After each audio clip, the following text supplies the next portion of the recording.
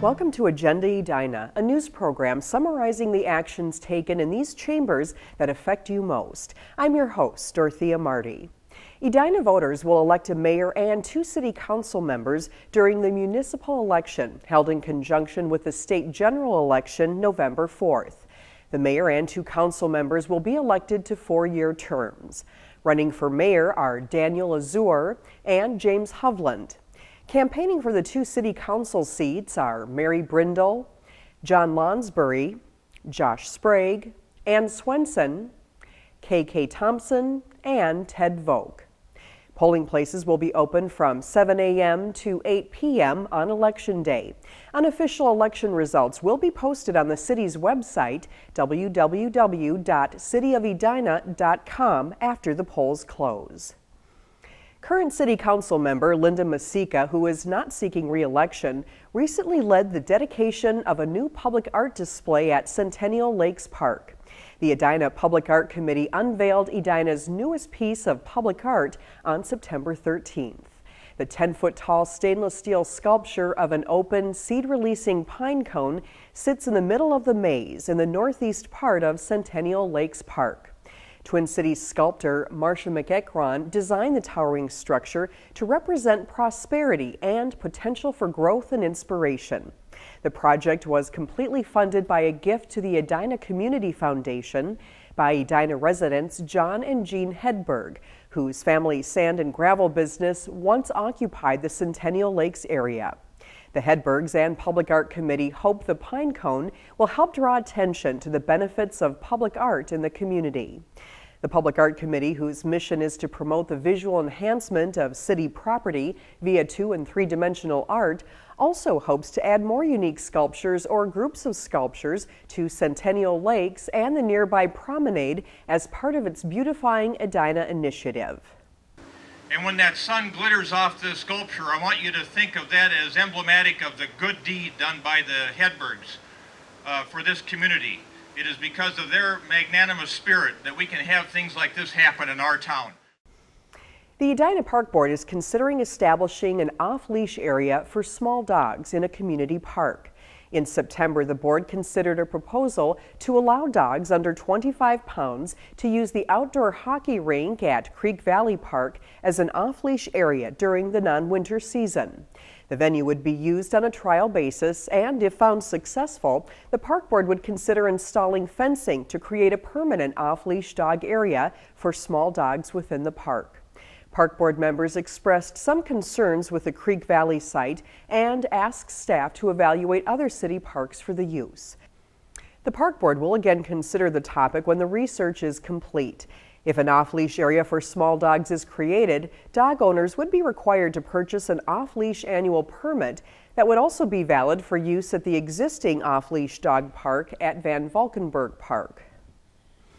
The Southdale YMCA recently presented plans to the Planning Commission for a redevelopment project on its property at 7355 York Avenue. The YMCA would like to tear down the existing 70,000 square foot YMCA and build a new 73,000 square foot YMCA, a 2-level parking ramp, and a 4-story 130-unit, 136,000 square foot apartment building. The development would occur in 2 phases. The first phase would be the construction of a new YMCA building in the front parking lot, while the existing YMCA remains open. Existing parking behind the existing YMCA would be used, and temporary parking is proposed in the city park to the north. Once the new structure is completed, the existing building would be demolished and the parking ramp constructed. The second phase would be the construction of the apartment building. Half of the proposed housing units would be allocated for people with physical disabilities, including multiple sclerosis. Units would be primarily affordable housing units. Neighbors and members of the Planning Commission expressed concern with the proposed orientation of the new YMCA and variances required, among other things. YMCA representatives asked for additional time to meet with neighbors and review its plans. The Planning Commission tabled the proposal and will not consider it until YMCA representatives are ready to move forward.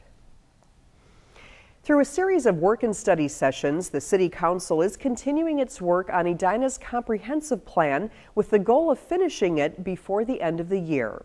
The Metropolitan Council requires all cities in the 7-county metropolitan area to have comprehensive plans, and state law requires cities to update their plans every 10 years. Edina's revised comprehensive plan is due by the end of 2008. Chapters of the plan address transportation, housing, land use, and parks and open spaces, among other things. Upon completion, the plan will be submitted to the Metropolitan Council, which will determine if the local plans conform to metropolitan system plans and are consistent with other adopted plans. The completed comprehensive plan will be managed by the Planning Commission and City Council, which are required to consider their goals, policies, and programs when reviewing and setting city ordinances and policies. As winter draws near and temperatures drop, many residents are cleaning and winterizing their homes by doing such things as changing out the screen porch door for glass. While you might think that you're doing everything possible to save energy and keep your house better insulated, the Energy and Environment Commission cautions you that you might be overlooking something. In early October, the Commission hosted a workshop on home energy audits. 600 people are waiting for home energy audits, so it's going to be incumbent upon all of us to do the work ourselves and not wait around for somebody else to come in and do it. The Commission encourages residents to take the Minnesota Energy Challenge, complete home energy audits, and then prioritize recommendations to suit their homes and budgets.